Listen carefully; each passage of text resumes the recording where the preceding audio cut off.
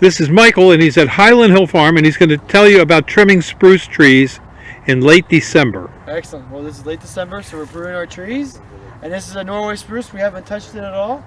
It needs a little bit of work so that we have a nice high-grade tree that we can sell.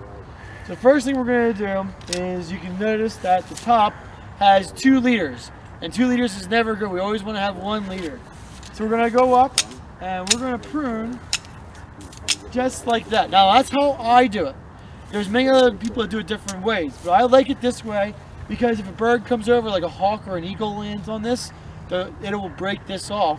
So I always like having a second or a third candle available, so if one of them does break off, you still have something else for another main leader to come in, and it's easier to fix them. But I like it that this one's much higher than the other, so it's a dominant leader. There's no question of which one's going to be bigger or stronger. After we have our initial cut on it, then I go down at an angle and I just try to shape the tree so it looks like a Christmas tree. And I divide the tree into three groups. The first group is here, the second group is here, and the third group is the bottom. So group 1, group 2, group 3.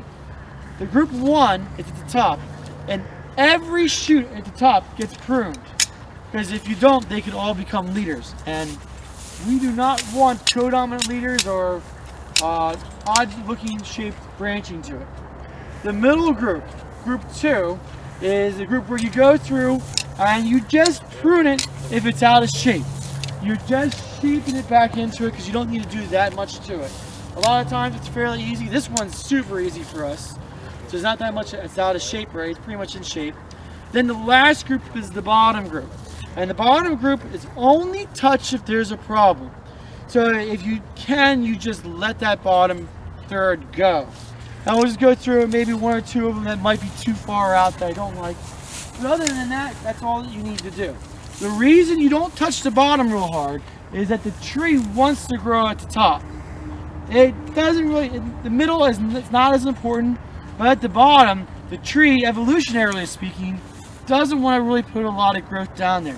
So if you go in real hard and you cut it real hard at the base, it'll take years and years and years for that base to come back because the tree's trying to emphasize new growth upwards to get light.